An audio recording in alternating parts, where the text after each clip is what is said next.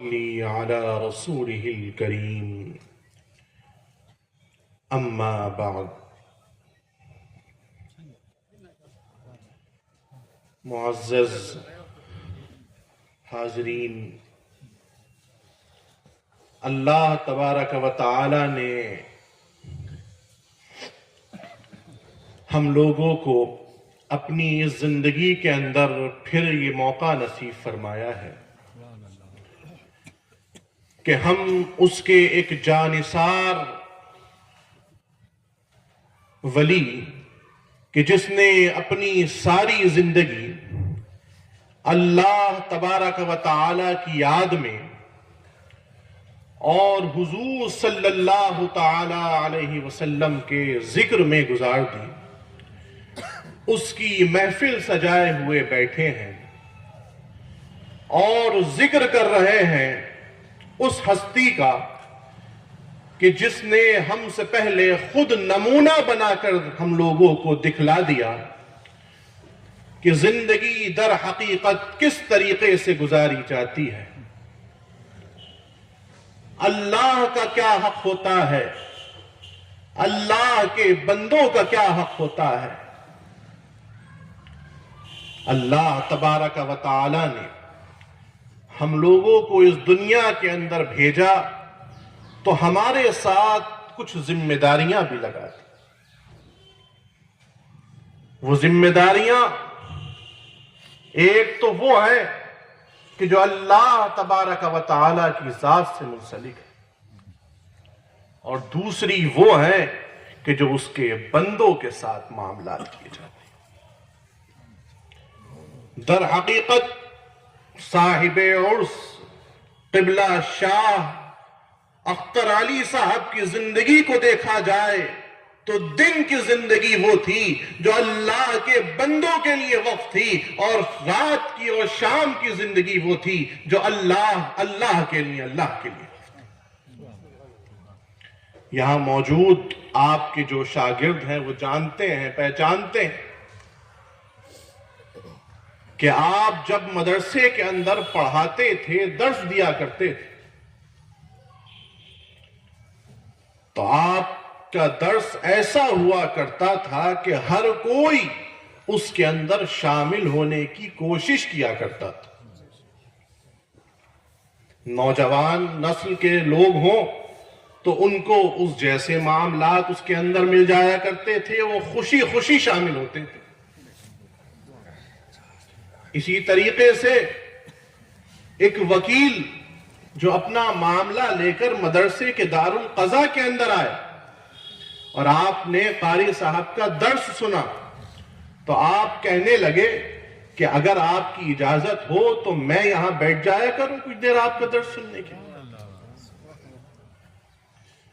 تو ہر کوئی جس طریقے کا بھی ہوتا تھا وہ اس سے اس قدر متاثر ہو جایا کرتا تھا کہ وہ اس کے اندر سے اپنے فائدے کی چیز، اپنے مطلب کی چیز حاصل کر گیا۔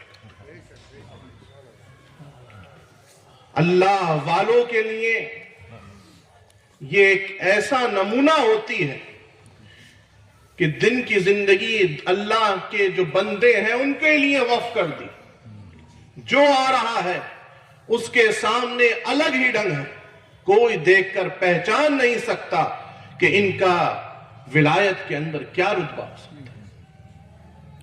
کس نے پہچانا؟ اس نے پہچانا کہ جس نے ساتھ ساتھ زندگی گزاری، یا دن کی زندگی کے ساتھ شام کی زندگی کے اندر بھی شامل۔ قاری صاحب کا بہت کم وقت ہمیں ملا، میں اپنی بات کر رہا ہوں۔ جب میں فارغ ہوا، قاری صاحب سے بیعت ہوا تو کل 4 سال کی مدت مجھے حاصل ہوئی۔ ان 4 سالوں کے اندر جب بھی قاری صاحب سے ملاقات ہوتی تھی، تقریباً ہر روز ہی ہوتی تھی، تو ہر روز ایک چیز پوچھا کرتے تھے کہ بھائی خواب میں کیا دیکھا؟ اس لیے کہ مجھے اکثر و بیشتر خوابیں یاد نہیں رہتی تھی، جو دیکھا وہ بھول گیا. تو اکثر اور ہمیشہ مجھ سے یہ پوچھا کرتے تھے کہ تم نے خواب میں کیا دیکھا. آخری وقت تھا، کچھ خوابیں دیکھیں جو بیان کریں. اس کے بعد آپ کا کرم ہوا، آپ نے سلسلے کی اجازت مرحمت فرمائی، اور اس کے تقریباً 2 مہینے کے اندر اس دنیا سے پردہ فرما. ایک دن خواب کے اندر دیکھتا ہوں قاری صاحب ایک چیز فرما رہے ہیں کہ یہ عمل کر لیا کرو، تم خوابیں نہیں بھولو گے. اور تم نے ہمیں بہت دیر تک روک کے رکھا ہے. سوچ کر بڑا پریشان ہوا کہ کیا کہنا چاہ رہے ہیں. جب غور کرا تو سمجھ میں آیا کہ وہ چاہتے تھے کہ یہ سلسلہ جو اللہ تبارک و تعالی نے ان کو اپنے پیر و مرشد مولانا شاہ وجیہ الدین احمد خان صاحب سے حاصل ہوا ہے، وہ اس کو ان کے نواسوں کے ذریعے اور فروغ دینا چاہتے تھے. اس لیے وہ ہمیشہ پوچھا کرتے تھے اب تمہیں حکم ہوا اجازت کا یا نہیں ہوا، اب تمہیں حکم ہوا یا نہیں ہوا.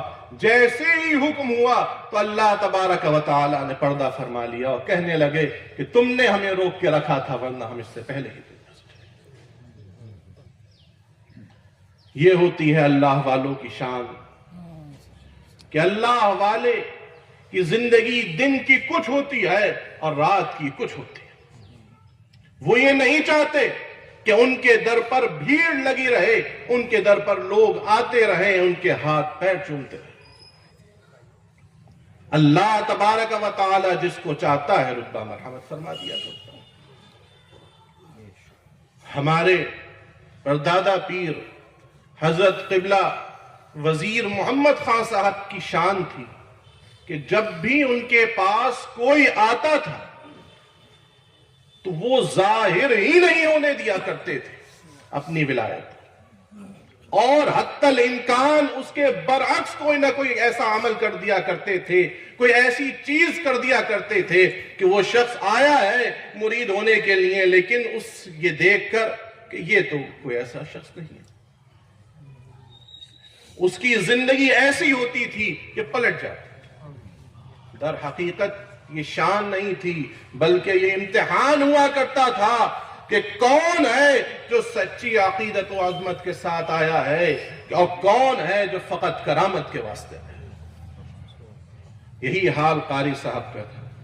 ہم نے قاری صاحب سے 10 سال پڑھا.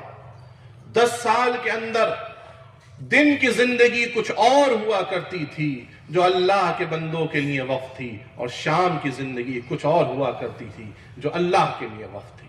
اور ان دونوں زندگیوں کو اس طریقے سے گزار کر نمونہ بنا کر زندگی گزار دی کہ اللہ والوں کے بھی ہو گئے اور اللہ ان کا ہو گیا. آج ان کے چاہنے والوں کے دلوں کے اندر ان کی عظمت پیدا ہے، عقیدت پیدا ہے، اور آج ہم ان کے وصال کی یہ چھٹی برسی بنا رہے ہیں.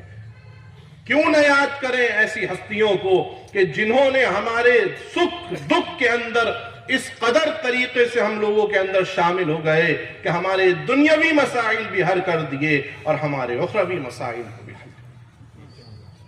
اللہ تبارک و تعالی کا کرم دیکھیں، احسان دیکھیں کہ حضور صلی اللہ علیہ وسلم فرماتے ہیں کہ اللہ والے کی زندگی ایسی ہوتی ہے کہ اگر تم اس کے ساتھ زندگی گزار لو گے تو اللہ تبارک و تعالی تمہارا حشر اسی کے ساتھ، جو اس کو مرتبہ ملے گا اسی کے پیچھے پیچھے وہ اس کا ثواب تم کو بھی ملتا ہے. دنیا کے اندر جس سے مل کر رہو گے اللہ تبارک و تعالی اس جیسا ہی معاملہ کرے گا. اللہ تبارک و تعالی کا کرم و احسان ہے کہ اس نے ہمیں ایسی ولایت کے पारदार वली अता फरमाए कि हम उनसे जुड़े हुए हैं, और अल्लाह तबारक व तआला हम लोगों को वो चीजें मरहमत फरमाता है कि जिनसे दूसरे लोग महरूम हैं। इस दुनिया के अंदर हुजूर सल्लल्लाहु अलैहि वसल्लम तशरीफ लाए, आपसे पहले और अंबियाए किराम तशरीफ लाए, बंदों की हिदायत के लिए, बंदों की रहनुमाई के लिए, अल्लाह से करीब करने के वास्ते। लेकिन हुजूर सल्लल्लाहु अलैहि वसल्लम पर परवरदिगार आलम ने रिसालत का दरवाजा बंद कर दिया। खत्मुर रसूल पे कार रिसालत हुआ तमाम, ता हश्र मुस्कुराएगा फैजान औलिया।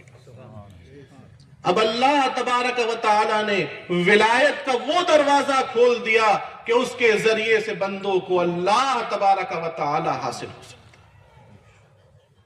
अल्लाह तबारक व तआला ऐसे बंदे जो अल्लाह तबारक व तआला को पहले से हासिल कर चुके हैं, उनके नक्शे कदम पर चलने की तौफीक मरहमत फरमाए, ताकि हमारी राहें भी हमवार हो सकें और जो हम लोग हासिल करना चाहते हैं उसके अंदर हम लोगों को आसानी हो सके। परवरदिगार आलम हमारी जिंदगियों को इन वलियों की जिंदगियों से मिलकर गुजारने की तौफीक और रहमत फरमाए, हमारे दिलों के अंदर भी अकीदत व अज़मत पैदा फरमाए और सच्चा हमें अकीदतमंद बनाए। आमीन या रब्बल आलमीन।